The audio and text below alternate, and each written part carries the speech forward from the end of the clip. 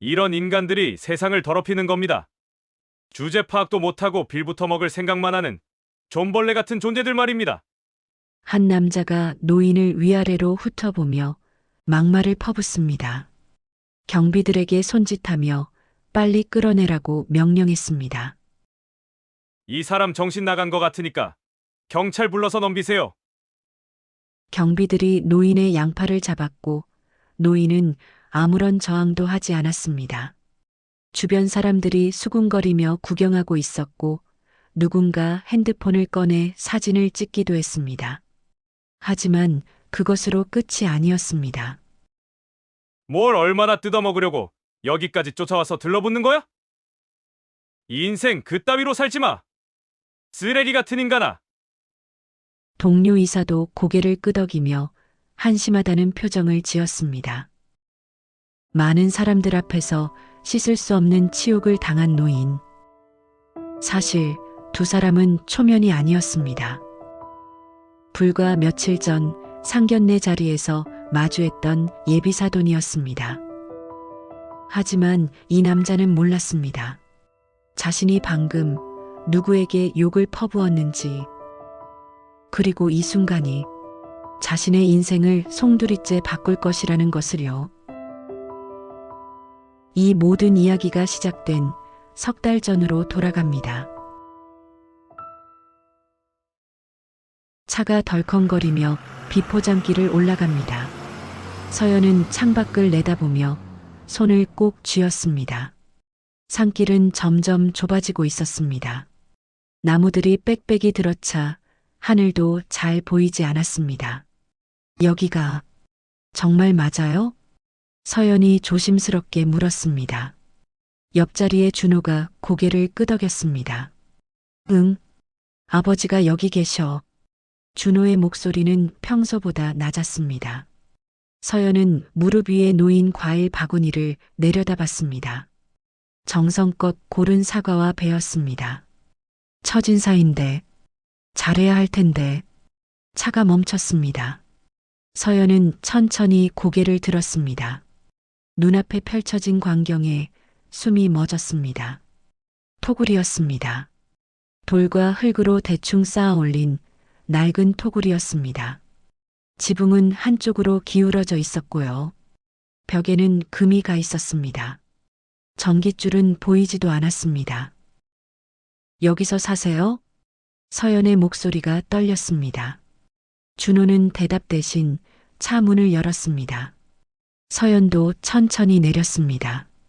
발밑에 흙이 푹신했습니다. 산중턱을 휘감는 차가운 바람이 뺨을 스쳐갑니다. 서연은 코트 깃을 여미며 토굴을 바라봤습니다.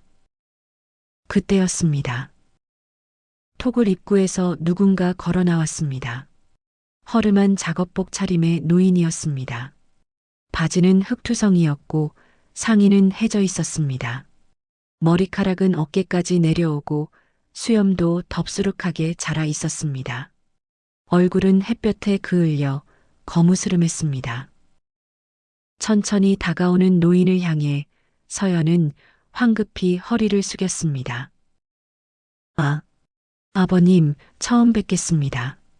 목소리가 떨렸습니다. 노인은 대답이 없었습니다. 서연은 고개를 들자 노인이 자신을 내려다보고 있었습니다. 표정이 없습니다. 서연은 바구니를 앞으로 내밀었습니다. 이거 작은 정성이지만요. 노인은 바구니를 보지도 않았습니다. 그저 서연의 얼굴을 가만히 응시하고 있었습니다. 서연은 입술을 깨물었습니다. 손에 든 바구니가 점점 무거워졌습니다. 준호가 옆으로 다가와 어색하게 웃었습니다. 아버지, 서연이가 먼 길 왔어요. 노인은 여전히 말이 없습니다.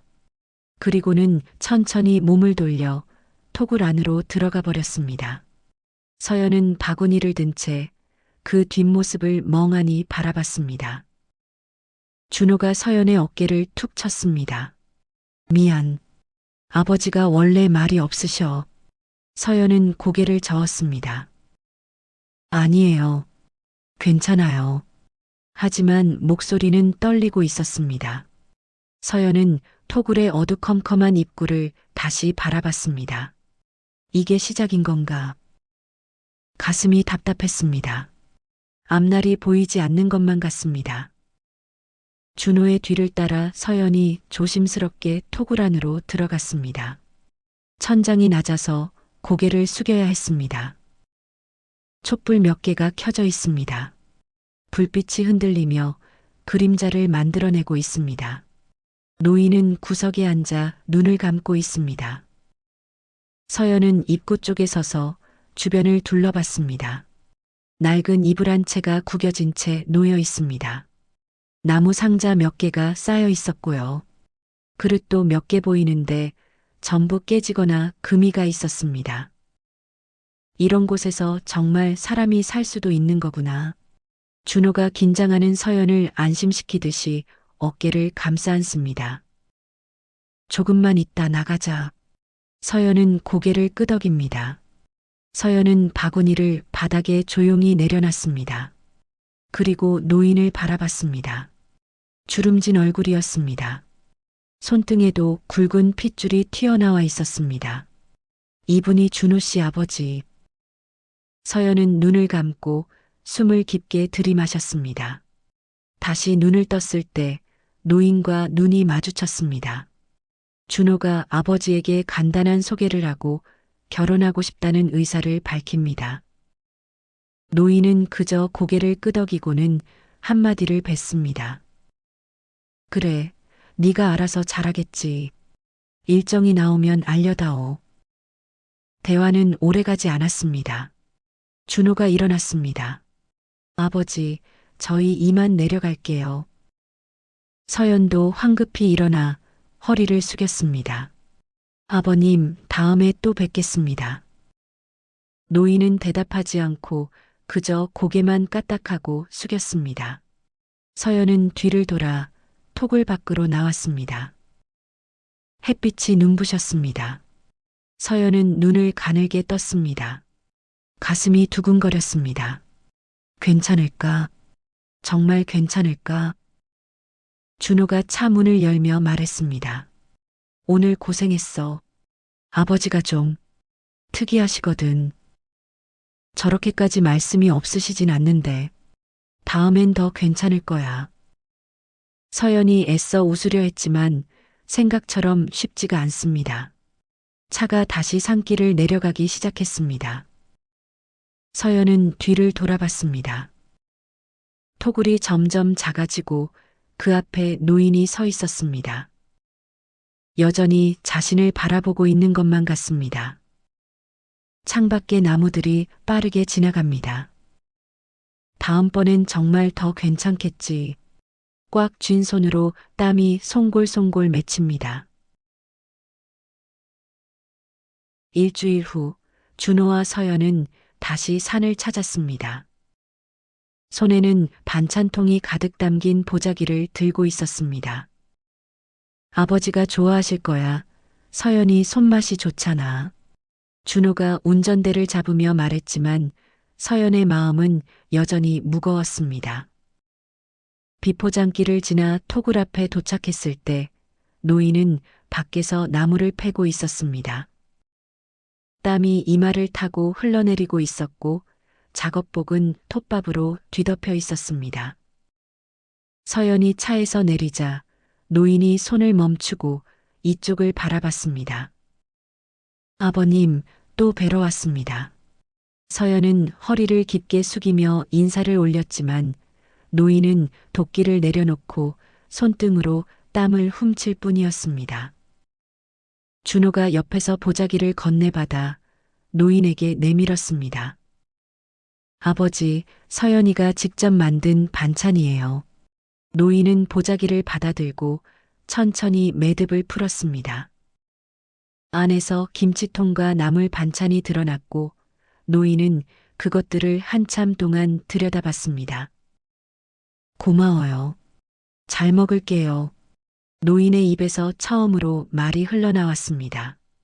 그런데 이상하게도 목소리에 힘이 없어 보였습니다.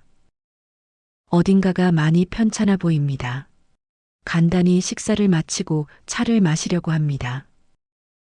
주전자에 물을 끓이러 가던 노인이 비틀거리더니 갑자기 쓰러졌습니다. 찻잔이 바닥에 굴러다니고 두 사람은 깜짝 놀라 허겁지겁 노인에게 다가갑니다. 아버지, 준호는 황급히 노인에게 달려가 어깨를 흔들었습니다. 노인의 이마가 뜨겁게 달아올라 있었고 숨소리가 거칠게 흘러나오고 있었습니다. 아버지, 정신 차리세요. 괜찮으세요? 노인은 애써 정신을 차리고는 괜찮다며 손사래를 칩니다. 하지만 쉽게 일어나질 못하는 것을 보니 쉽게 회복하기는 어려울 것 같습니다. 준호는 지금 바로 병원에 가자고 아버지를 설득하려 했지만 극구 거절하며 조금 쉬면 괜찮아질 것이라고만 합니다. 노인을 토굴 안에 모시고 난 후 두 사람은 걱정스런 표정을 지으며 어찌할 바를 모릅니다. 그때 준호에게 전화가 걸려왔습니다. 회사에서 급한 일이 생겼다며 당장 출장을 가야 한다는 내용이었습니다. 큰일이네. 지금 당장 내려가야 할 것 같은데 아버지가 저렇게 계시니. 준호가 난처한 표정을 지으며 다시 한번 노인을 설득하려 합니다. 노인은 괜찮다며 신경 쓰지 말고 내려가라고 손짓을 합니다. 도저히 발길이 떨어지지 않는 두 사람입니다. 서연이 조심스럽게 입을 뗐습니다. 준호 씨, 괜찮으니까 먼저 내려가요. 제가 아버님 간호해드리고 갈게요. 준호는 서연이의 제안이 고맙긴 하지만 난처해하며 주저합니다. 저 정말 괜찮아요. 빨리 가서 일 보고 전화 줘요. 아프신 어르신을 그냥 두고 가려니까 제 마음이 편치 않아서 그래요. 준호가 몇 번이고 고맙다는 인사를 하고 급한 일만 처리하고 금방 돌아오겠다며 멀어져 갑니다. 토굴 안에서 촛불이 흔들리고 있었고 노인의 그림자가 벽에 길게 드리워져 있었습니다. 누가 다가오는지도 모른 채 시름시름 앓고 있습니다. 서연이 서둘러 이마에 젖은 수건을 올려놨습니다. 토굴 안은 점점 차가워지고 있었고 서연은 떨리는 손으로 장작을 모아 불을 피웠습니다. 그렇게 밤이 깊어갔습니다. 서연은 밤새 노인의 곁을 지켰습니다. 이마에 수건을 갈아주고 물을 먹이고 이불을 덮어주기를 반복했습니다. 촛불이 꺼질 때마다 새 촛불을 켰고 불이 꺼질 때마다 장작을 더 넣었습니다. 노인의 숨소리는 여전히 거칠었지만 이마의 열은 조금씩 내려가는 것 같았습니다. 새벽이 되어서야 노인이 천천히 눈을 떴습니다. 희미한 촛불 아래서 노인은 자신을 내려다보고 있는 서연을 발견했습니다. 아버님, 괜찮으세요? 서연이 떨리는 목소리로 물었고 노인은 천천히 고개를 끄덕였습니다. 물을 좀. 노인의 목소리가 갈라지며 흘러나왔고 서연은 황급히 물컵을 입으로 가져다 댔습니다. 노인이 물을 마시는 동안 서연은 그 얼굴을 가만히 바라봤습니다. 주름진 얼굴이 촛불에 비쳐 더 깊어 보였습니다. 물을 다 마신 노인이 서연을 올려다봤고 두 사람의 시선이 마주쳤습니다. 고마워요. 노인의 입에서 작은 목소리가 흘러나왔고 서연은 고개를 저으며 눈가를 훔쳤습니다. 아니에요. 당연한 일을 한 거예요. 서연의 목소리가 떨렸지만 노인은 더 이상 말하지 않았습니다. 그저 천천히 눈을 감고 다시 잠에 빠져들었습니다. 서연은 그 옆에 앉아 노인의 숨소리를 들으며 밤을 지새웠습니다. 그날 이후 서연은 자주 산을 찾았습니다. 준호 없이도 혼자 차를 몰고 올라와 노인과 시간을 보냈습니다. 처음엔 어색했지만 시간이 지나면서 두 사람 사이의 거리가 조금씩 좁혀졌습니다. 어느 날 두 사람은 함께 산 아래 마을에 내려갔습니다. 장을 보러 간 길이었고 노인은 여전히 낡은 작업복 차림이었습니다. 슈퍼 앞을 지나갈 때 동네 아주머니 몇 명이 수군거리는 소리가 들려왔습니다. 저 사람 또 내려왔네. 산에서만 살지 왜 내려와. 맨날 저 꼴로 다니니까 보기 흉하다니까. 서연의 얼굴이 굳어졌고 노인은 아무렇지 않은 듯 걸음을 옮겼습니다. 하지만 아주머니들의 목소리는 점점 커졌고 급기야 노골적으로 손가락질을 하기 시작했습니다. 미친놈이라던데?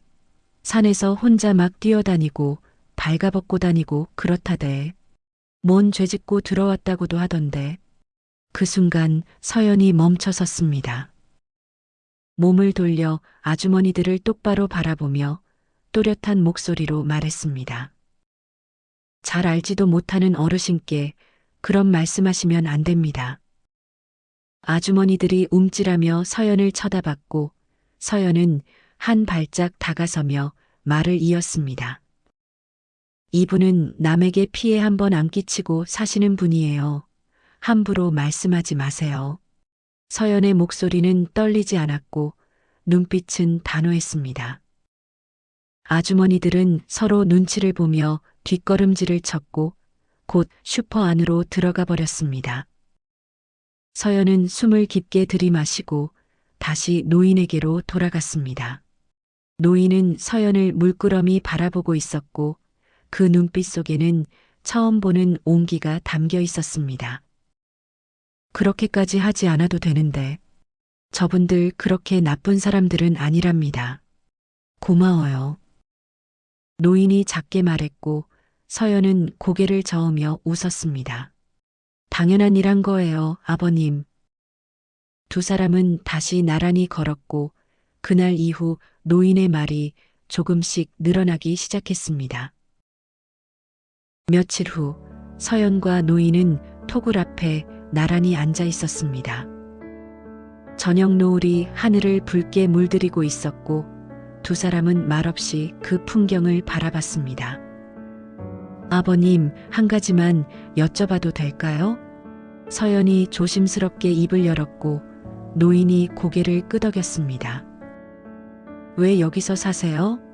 준호 씨 말로는 예전엔 도시에 사셨다던데요.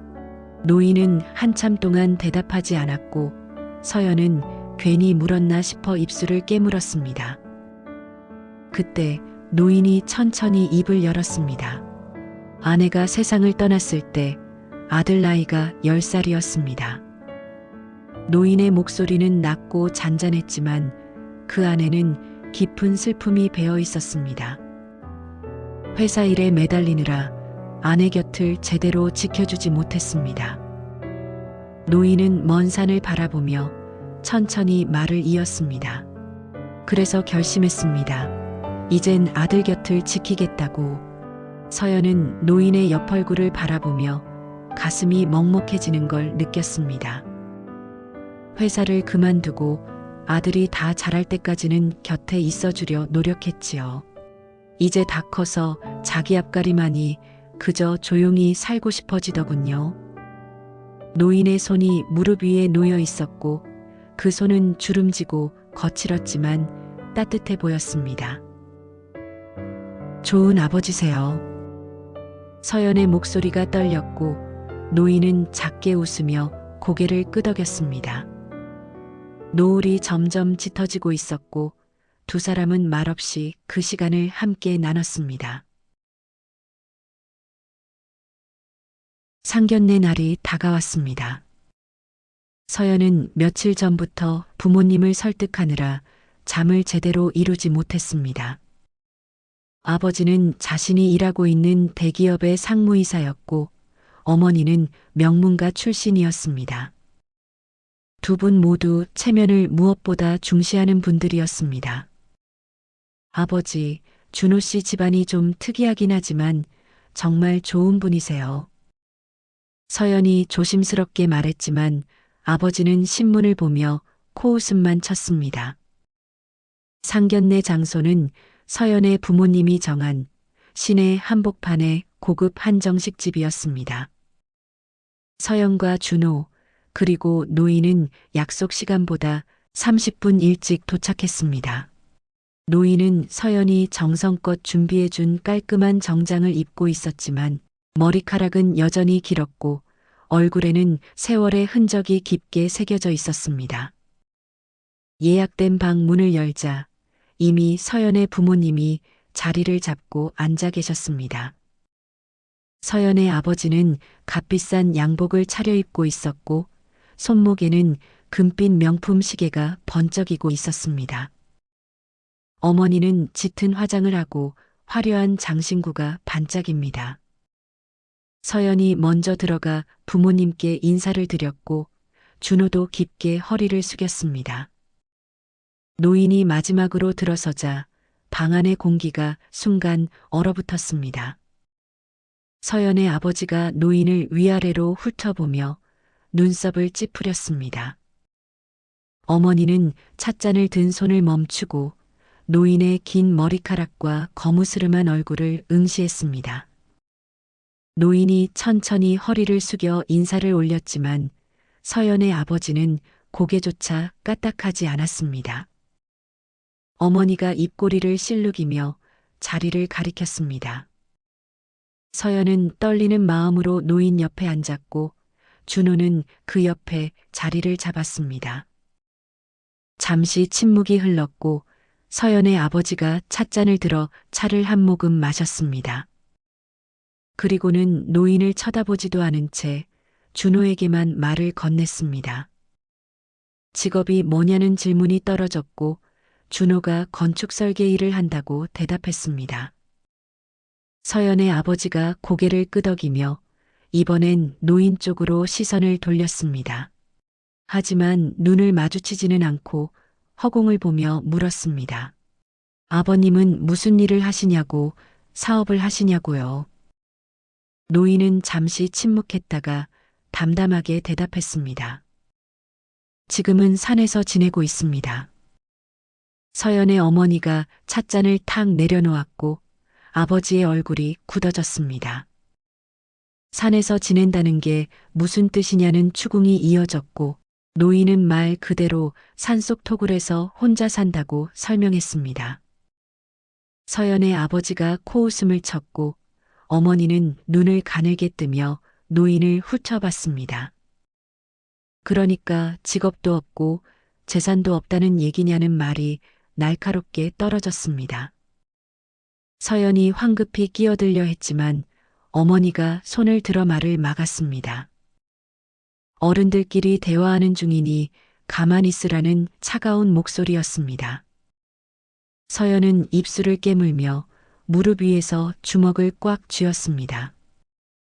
노인은 대답하지 않고 그저 찻잔을 들어 차를 한 모금 마셨습니다. 서연의 아버지가 탁자를 손가락으로 톡톡 두드리며 한숨을 내쉬었습니다. 이런 집안과 사돈을 맺으라는 건 말이 안 된다는 말이 흘러나왔고 어머니도 고개를 끄덕이며 동조했습니다. 준호의 얼굴이 창백해졌고 서연의 눈가에 눈물이 차올랐습니다. 식사가 나왔지만 분위기는 얼어붙어 있었습니다. 서연의 부모님은 노인 쪽은 쳐다보지도 않고 준호에게만 이것저것 물었습니다. 대학은 어디 출신이냐, 집은 어디 사냐, 연봉은 얼마나 되냐는 질문들이 쏟아졌습니다. 준호가 하나하나 대답했지만 서연의 아버지는 만족스럽지 않다는 표정이었습니다. 서연은 숟가락을 들었다 놨다를 반복했고 음식이 목구멍으로 넘어가지 않았습니다. 노인은 묵묵히 식사를 하고 있었지만 그 얼굴에는 아무런 표정도 없었습니다. 서연의 어머니가 냅킨으로 입가를 닦으며 서연을 쳐다봤습니다. 이 결혼 다시 생각해 보는 게 어떻겠냐는 말이 떨어졌고 서연의 가슴이 철렁 내려앉았습니다. 어머니, 서연의 목소리가 떨렸지만 어머니는 고개를 저으며 말을 이었습니다. 내가 시집가서 고생할 게 뻔히 보인다고 이런 집안은 안 된다고요. 서연의 아버지도 거들었고 저런 자연인하고 사돈을 맺을 수는 없다는 말이 방 안에 울려 퍼졌습니다. 노인은 여전히 말이 없었고 그저 젓가락을 내려놓고 조용히 앉아 있었습니다. 준호가 황급히 서연의 부모님을 설득하려 했지만 서연의 아버지가 손을 들어 막았습니다. 더 이상 할 말이 없다며 자리에서 일어났습니다. 어머니도 따라 일어났고 두 분은 서연에게 먼저 나가라고 눈빛으로 신호를 보냈습니다. 서연은 고개를 숙인 채 눈물이 뺨을 타고 흘러내렸습니다. 체면을 중요시한다는 사람들이 어쩌면 이리도 무례할 수가 있을까요?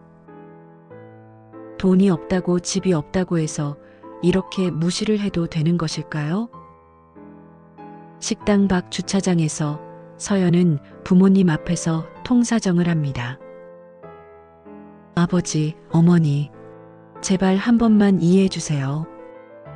서연의 목소리가 떨리며 흘러나왔고 눈물이 멈추지 않았습니다. 아버지가 차가운 눈빛으로 내려다보며 고개를 저었습니다. 안 된다는 말이 단호하게 떨어졌고 어머니는 서연의 팔을 낚아챘습니다.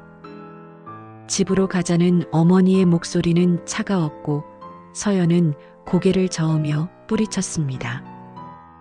저 정말 준호 씨를 사랑해요. 서연의 목소리가 떨렸지만 아버지는 돌아서서 차에 올라탔습니다. 어머니도 한숨을 쉬며 서연을 두고 차에 올랐습니다.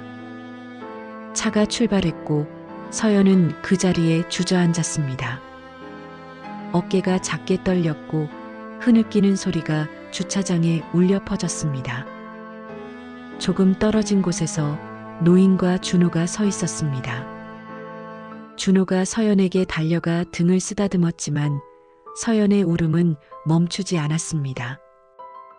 노인은 그 모습을 바라보며 천천히 고개를 돌렸습니다. 저 멀리 사라져가는 차의 뒷모습이 보였고 노인의 눈빛은 깊고 어두웠습니다. 주차장 불빛 아래 세 사람의 그림자가 길게 드리워져 있었습니다. 차가운 바람이 불어왔고 서연의 머리카락이 흩날렸습니다. 죄송해요. 정말 죄송해요. 아버님.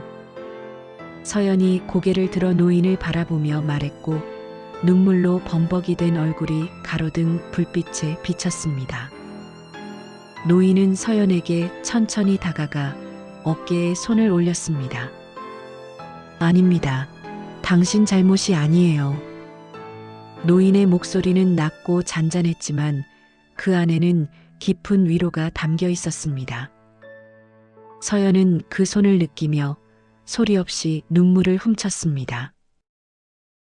그날 밤 서연은 집으로 돌아가지 못하고 준호의 집에서 밤을 보냈습니다.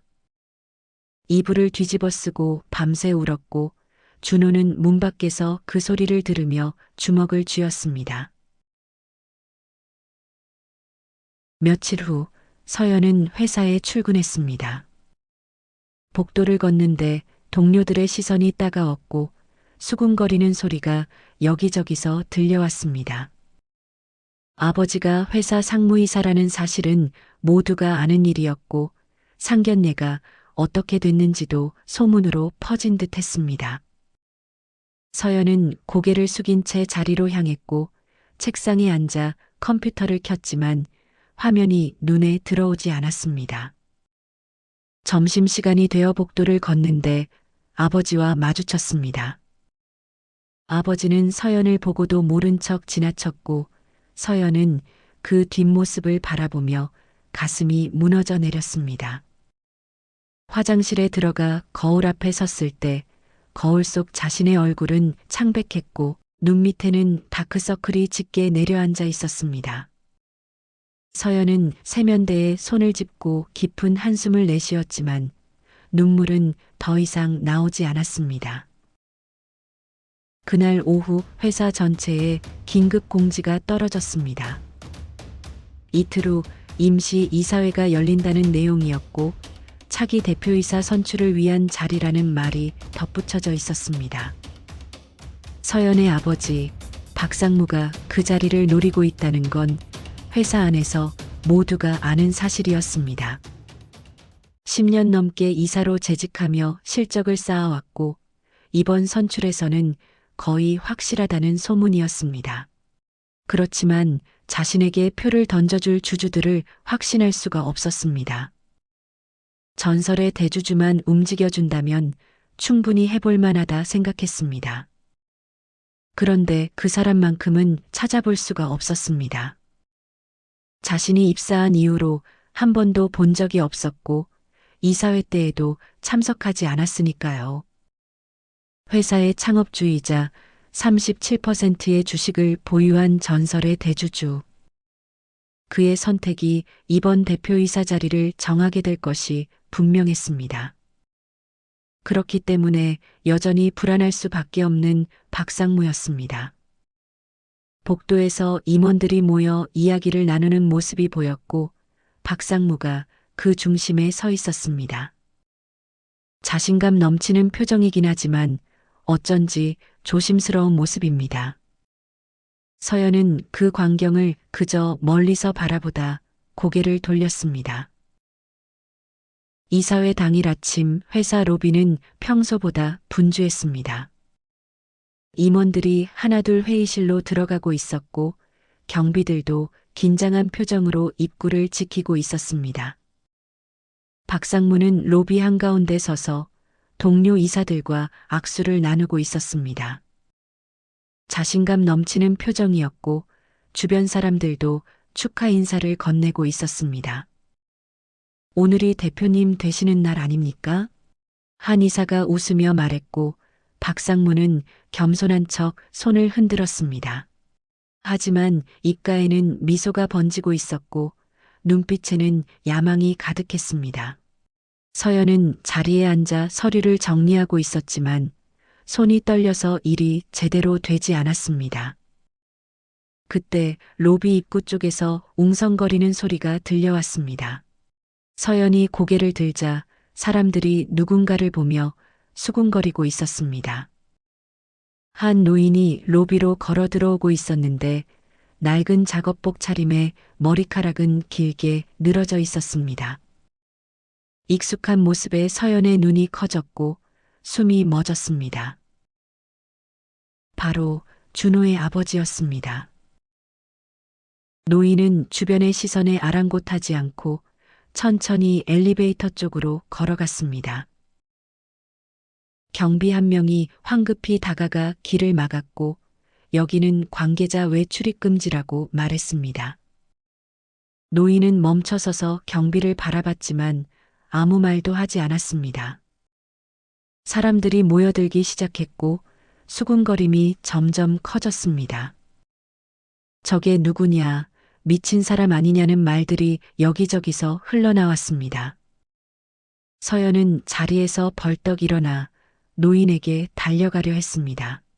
하지만 발이 떨어지지 않았고 그저 그 자리에 서서 노인을 바라볼 수밖에 없었습니다. 박상무가 천천히 노인에게 다가갔고 그 얼굴에는 경멸이 가득했습니다. 얼굴을 확인하고는 당황해하는 듯 하다가 헛웃음을 보입니다. 자신의 앞에 당당하게 서 있는 이 노인이 바로 상견례 자리에서 봤던 그 자연인, 산속 토굴에 사는 그 노인이었으니까요. 여기가 어디라고 이런 꼴로 들어오는 겁니까? 목소리가 차갑게 떨어졌고 주변 사람들이 숨을 죽였습니다. 박상무가 한 발짝 더 다가서며 목소리를 높였습니다. 경비는 뭐 하는 겁니까? 빨리 이 사람 내보내지 않고. 경비들이 노인의 팔을 잡으려 했고 노인은 그대로 서 있었습니다. 서연의 아버지가 코웃음을 치며 주변 사람들을 돌아봤습니다. 요즘 세상이 얼마나 좋아졌는지 이런 인간들까지 대기업 로비에 기어들어 오시는구만. 주변에서 키득거리는 웃음소리가 흘러나왔고 서연의 아버지는 더욱 기세가 올랐습니다. 노인을 위아래로 훑어보며 손가락으로 가리켰습니다. 이런 인간들이 세상을 더럽히는 겁니다. 주제 파악도 못하고 빌부터 먹을 생각만 하는 존벌레 같은 존재들 말입니다. 노인의 눈빛이 조금 흔들렸지만 여전히 말이 없습니다. 박상무가 경비들에게 손짓하며 빨리 끌어내라고 명령했습니다. 이 사람 정신 나간 것 같으니까 경찰 불러서 넘기세요. 경비들이 노인의 양팔을 잡았고 노인은 저항하지 않았습니다. 그저 서연의 아버지를 가만히 바라보고 있을 뿐이었습니다. 주변 사람들이 수군거리며 구경하고 있었고 누군가 핸드폰을 꺼내 사진을 찍기 시작했습니다. 박상무가 삿대질을 하며 끝으로 한마디를 더 뱉어냅니다. 뭘 얼마나 뜯어먹으려고 여기까지 쫓아와서 들러붙는 거야? 인생 그따위로 살지 마. 쓰레기 같으니라고. 동료 이사도 고개를 끄덕이며 한심하다는 표정을 지었습니다. 노인이 경비들에게 끌려 로비 밖으로 나가려는 순간이었습니다. 엘리베이터 문이 열렸고 명예회장이 걸어 나왔습니다. 로비의 소란을 보고 걸음을 멈추고는 노인을 발견했습니다. 지금 뭐 하는 겁니까? 목소리가 떨렸고 경비들이 화들짝 놀라 손을 놓았습니다. 박상무가 어리둥절한 표정으로 명예회장을 바라봤습니다. 명예회장의 얼굴이 창백해졌고 황급히 노인에게 달려갔습니다. 그리고는 정중하게 허리를 굽히고 인사를 했습니다. 선배님, 정말 죄송합니다. 명예회장의 목소리는 떨렸고 로비가 순간 얼어붙었습니다. 박상무의 입이 떡 벌어졌고 얼굴에서 핏기가 싹 가셨습니다. 주변 사람들도 숨을 죽이며 노인을 바라봤습니다. 노인은 명예회장을 내려다보며 작게 고개를 끄덕였습니다. 오래간만입니다. 노인의 목소리는 담담했지만 그 안에는 무게가 실려 있었습니다. 명예회장이 허리를 펴고 노인의 옆으로 섰으며 주변 사람들을 향해 말했습니다. 이분이 우리 백양그룹의 창업주이시자 최대 주주이십니다. 로비가 술렁이기 시작했고 사람들의 입에서 놀란 탄성이 흘러나왔습니다. 박상무는 두 다리가 후들거렸습니다. 저 노인이 그 전설의 대주주였다니 믿을 수가 없었습니다. 방금 전 자신이 내뱉었던 말들이 머릿속을 맴돌았고 온몸에서 식은땀이 흘러내렸습니다. 노인이 천천히 박상무를 돌아봤고 두 사람의 시선이 마주쳤습니다. 그리고는 아무 말 없이 엘리베이터로 향했습니다.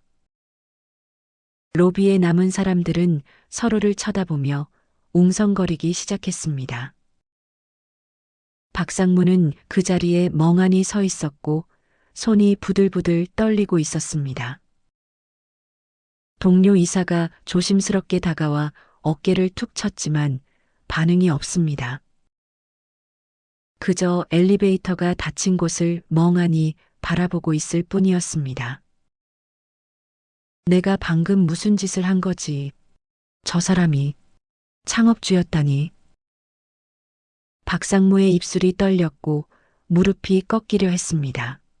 주변 사람들의 수군거림이 점점 커져만 가고 박상무는 고개를 떨구고 말았습니다. 이사회실로 향하는 발걸음이 천근만근 무거웠고 등줄기에서 식은땀이 흘러내렸습니다.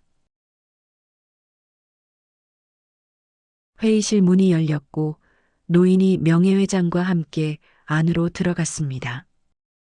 이미 자리를 잡고 앉아 있던 이사들이 화들짝 놀라 자리에서 일어났습니다. 노인은 천천히 상석으로 걸어가 자리에 앉았고 명예회장이 그 옆에 섰습니다. 회의실 안은 정적이 흘렀고 아무도 감히 말을 꺼내지 못했습니다. 노인이 천천히 입을 열었고 그 목소리는 낮지만 단호했습니다. 참으로 오랜만에 이사회에 참석했습니다. 이사들이 서로 눈치를 보며 조심스럽게 자리에 앉았습니다. 박상무는 여전히 서 있는 상태로 정면을 바라보고 있습니다. 노인의 눈빛은 차가운 눈빛으로 말합니다. 앉으시죠, 상무님. 박상무가 황급히 자리에 앉았고 얼굴에서 땀이 흘러내렸습니다. 명예회장이 서류를 펼치며 오늘 안건은 차기 대표이사 선출이라고 말합니다. 노인은 고개를 끄덕이고 천천히 이사들을 둘러봤습니다. 저는 이 회사를 40년 전에 세웠습니다. 노인의 목소리가 회의실에 울려 퍼졌고 모두가 숨을 죽이고 들었습니다. 아내가 세상을 떠났을 때 아들을 키우기 위해 모든 걸 내려놓았습니다. 노인은 잠시 말을 멈추고 창밖을 바라봤습니다. 하지만 회사에 대한 책임까지 내려놓은 건 아닙니다. 이사들이 긴장한 표정으로 노인을 바라봤고 박상무는 고개를 숙였습니다. 오늘 이 자리에 온 이유는 누가 이 회사를 이끌어갈 자격이 있는지 보기 위해서입니다. 노인이 천천히 주변을 둘러봤고 그 눈빛은 날카로웠습니다. 회사의 성과도 중요하지만 사람을 어떻게 쓰는지가 더 중요합니다. 박상무의 얼굴이 점점 굳어졌고 입술이 파르르 떨렸습니다. 저는 며칠 전 누군가와 식사 자리를 함께 했습니다. 노인의 말에 회의실이 다시 조용해졌고 이사들이 서로를 쳐다봤습니다. 그 자리에서 저는 사람이 사람을 어떻게 무시하고 모욕할 수 있는지 똑똑히 봤습니다. 박상무가 자리에서 벌떡 일어났고 무엇인가를 말하려고 합니다. 하지만 노인이 손을 들어 말을 막습니다. 앉으세요. 잠시의 침묵이 흐르고 겉모습만 보고 사람을 판단하는 사람에게 이 회사를 맡길 수는 없습니다. 노인의 목소리는 단호했고 회의실 안의 공기가 무거워졌습니다. 명예회장이 서류를 넘기며 투표를 진행하겠다고 말했습니다. 하지만 노인이 고개를 저으며 투표는 필요 없을 것이라고 말했습니다. 저는 최대주주로서 소신껏 차기 대표이사를 지명하겠습니다. 모두가 숨을 죽이고 그의 입을 쳐다봤습니다.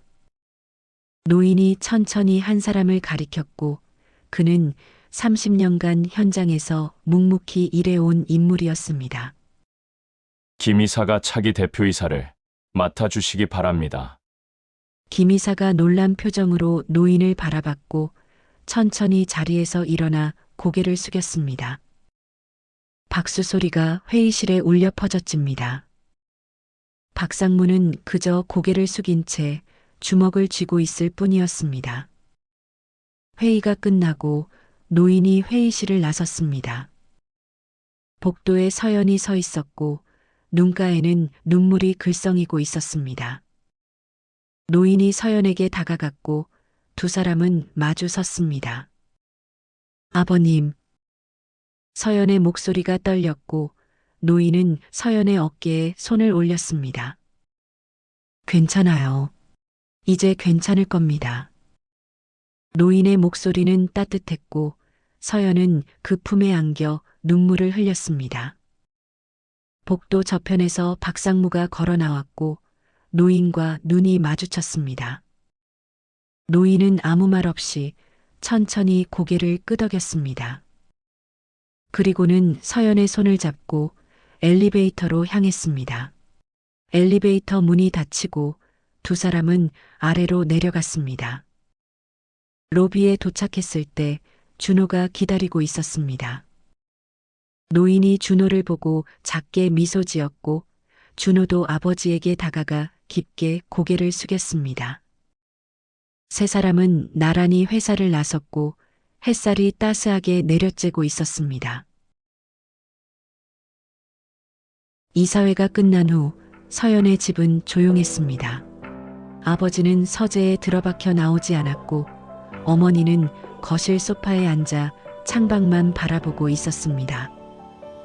서연이 집에 들어섰을 때 어머니가 천천히 고개를 돌렸습니다.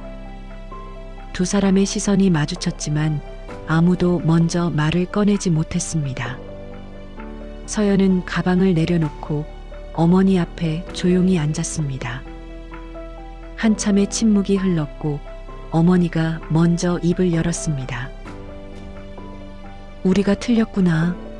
어머니의 목소리는 작고 떨렸으며 눈가가 붉어져 있었습니다.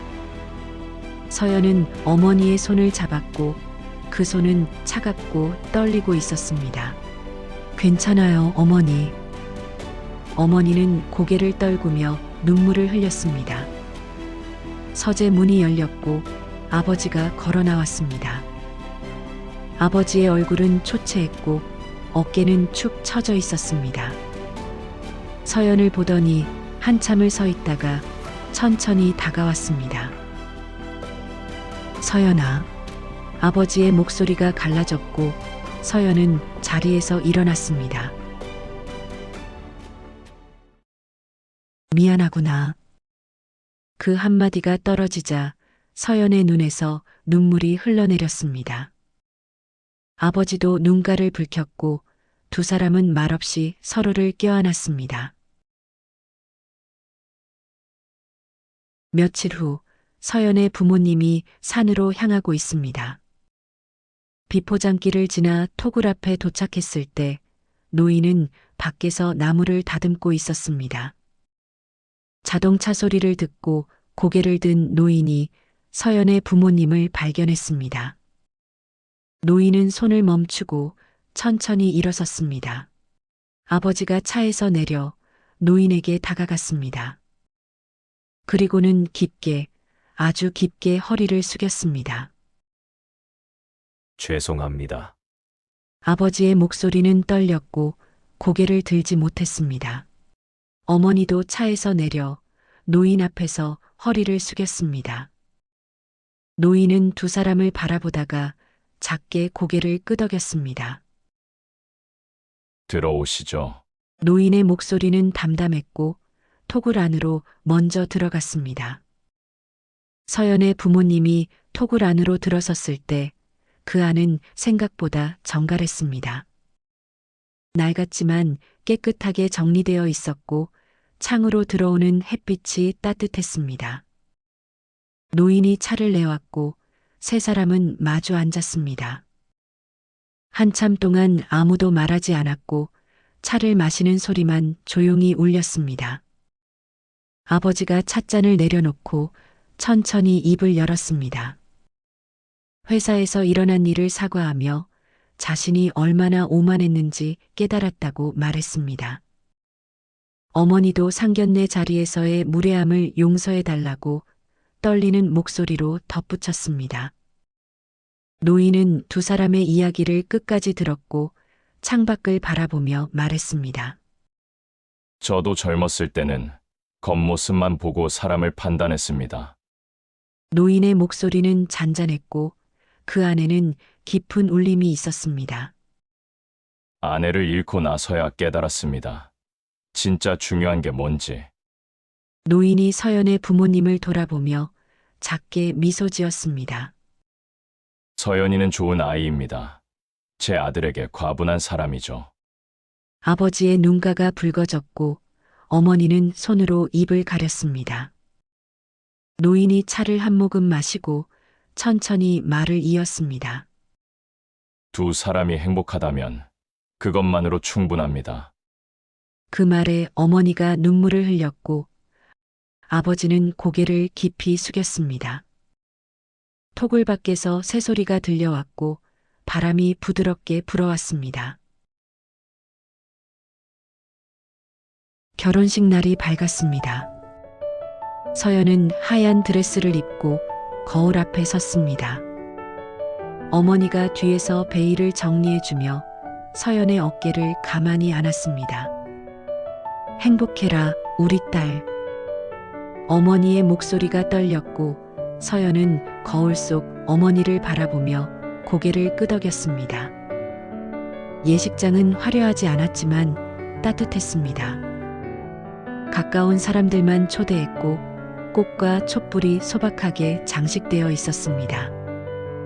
서연이 아버지 손을 잡고 입장했을 때 하객들이 일어나 박수를 보냈습니다. 버질로드를 걷는 동안 서연은 앞에 서 있는 준호를 바라봤습니다.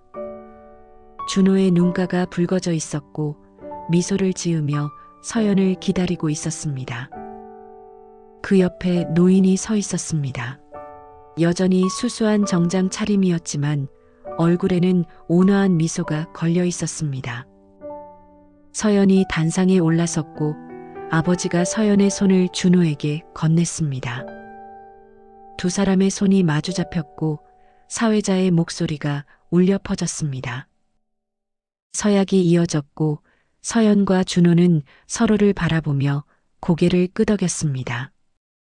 신랑은 신부에게 입맞춤하셔도 좋습니다. 준호가 서연에게 다가갔고 두 사람은 부드럽게 입을 맞췄습니다. 하객들의 박수 소리가 예식장을 가득 채웠고 서연의 눈에서 눈물이 흘러내렸습니다. 행복한 눈물이었습니다. 피로연이 끝나고 서연은 노인을 찾았습니다. 노인은 예식장 밖 정원에 혼자 서서 저녁 노을을 바라보고 있었습니다. 서연이 다가가자 노인이 천천히 돌아봤습니다. 아버님, 서연이 부르자 노인이 작게 미소 지었습니다. 서연이 노인의 앞에 서서 깊게 고개를 숙였습니다. 고맙습니다. 목소리가 떨렸고 노인이 서연의 어깨에 손을 올렸습니다. 내가 더 고맙지. 노인의 목소리는 따뜻했고 서연은 고개를 들어 노인을 바라봤습니다. 서연이가 내 아들 곁에 있어줘서 그게 더 고마운 일이지. 서연의 눈에서 눈물이 흘러내렸고 노인은 조용히 손수건을 건넸습니다. 아버님, 앞으로도 잘 부탁드려요. 노인이 고개를 끄덕이며 서연의 손을 가만히 감싸쥐었습니다. 두 사람은 말없이 노을을 바라봤고 하늘은 붉게 물들어가고 있었습니다. 준호가 멀리서 두 사람을 바라보고 있었고 얼굴에는 미소가 번지고 있었습니다. 바람이 부드럽게 불어왔고 꽃잎 몇 개가 공중에 흩날렸습니다. 몇 달 후 서연과 준호는 주말마다 산을 찾았습니다. 노인과 함께 산책을 하고 밥을 나누고 이야기를 나눴습니다. 어느 날 서연이 노인에게 물었습니다. 산에서 사시면서 외롭지 않으셨냐고, 다시 도시로 내려갈 생각은 없으셨냐고요. 노인은 한참 동안 대답하지 않다가 천천히 입을 열었습니다. 외로움보다 소중한 게 있단다. 노인이 준호를 바라보며 작게 미소 지었습니다. 아들이 바르게 자라는 걸 지켜보는 거. 그게 나에겐 가장 큰 행복이었단다. 준호의 눈가가 붉어졌고 서연은 그 모습을 바라보며 가슴이 따뜻해졌습니다. 노인이 서연을 돌아보며 말을 이었습니다. 진짜 부자는 많이 가진 사람이 아니야. 노인의 목소리는 잔잔했고 서연은 그 말을 가슴에 새겼습니다. 소중한 사람을 알아보고 그 곁을 지킬 줄 아는 사람이 진짜 부자인 것이란다. 서연이 고개를 끄덕이며 준호의 손을 꼭 잡았습니다. 세 사람은 말없이 산길을 걸었고 햇살이 나뭇잎 사이로 부드럽게 내려쬐고 있었습니다.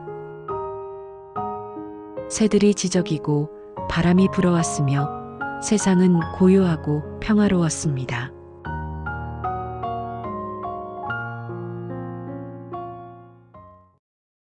봄이 찾아왔습니다. 서연은 노인에게 소식을 전했습니다. 아이가 생겼다는 소식이었고 노인은 처음으로 환하게 웃었습니다. 그날 저녁 노인은 토굴 밖에 나와 별을 바라봤습니다. 하늘에는 별이 총총히 박혀 있었고 달빛이 은은하게 땅을 비추고 있었습니다. 노인은 하늘을 향해 손을 들어 작게 말했습니다. 여보, 우리 아들 잘 키웠지요? 바람이 부드럽게 불어왔고 노인의 눈가에 눈물이 맺혔습니다. 하지만 그 눈물은 슬프지 않았습니다. 노인은 작게 미소 지으며 토굴 안으로 들어갔습니다. 촛불을 켜고 차를 한 잔 마시며 흐뭇한 미소를 지어 보입니다. 세상은 고요했고 노인의 마음도 고요했습니다. 산 아래 어딘가에서는 서연과 준호가 행복하게 살고 있을 것이고 곧 새 생명이 태어날 것입니다. 노인은 그 생각만으로도 가슴이 따뜻해졌습니다. 돈도 명예도 아닌 사람과 사람 사이의 따뜻함. 그것이 진짜 부라는 걸 노인은 알고 있었습니다. 촛불이 깜빡이고 노인은 눈을 감았습니다. 평화로운 밤이었습니다. 우리는 평생을 달려왔습니다. 더 많이 벌기 위해, 더 높이 오르기 위해 쉬지 않고 앞만 보며 달려왔습니다. 그러다 어느 순간 뒤를 돌아보게 됩니다. 내가 쌓아온 것들이 과연 진짜 나의 것인지, 명함 속 화려한 직함도 통장에 찍힌 숫자도 결국 내 것이 아니었습니다. 손에서 놓는 순간 다 사라져버리는 것들이었습니다. 하지만 단 하나 절대 사라지지 않는 것이 있습니다. 내 곁을 지켜준 사람들, 그들과 나눈 따뜻한 시간들입니다. 겉모습만 보고 사람을 판단했던 날들이 부끄럽게 느껴지는 나이가 됩니다. 이제야 보입니다. 진짜 부자는 많이 가진 사람이 아니라 소중한 사람을 알아보는 사람이었다는 것을요. 인생의 황혼에 서서 우리는 묻게 됩니다. 내가 진짜 소중히 여겨야 할 것은 무엇이었을까? 지금이라도 늦지 않았습니다. 오늘 당신 곁에 있는 사람을 다시 한번 바라보십시오. 그 사람이 당신의 가장 큰 재산입니다. 당신은 지금 누구의 곁을 지키고 계십니까? 지금 어디서 이 이야기를 보셨는지 댓글에 남겨주세요. 그리고 이 이야기가 마음에 와닿으셨다면 황혼의 강물 채널을 구독해주세요. 인생의 후반전을 살아가는 우리 모두를 위한 이야기가 매주 당신을 찾아갑니다. 황혼의 강물이 여러분과 함께 흘러가겠습니다.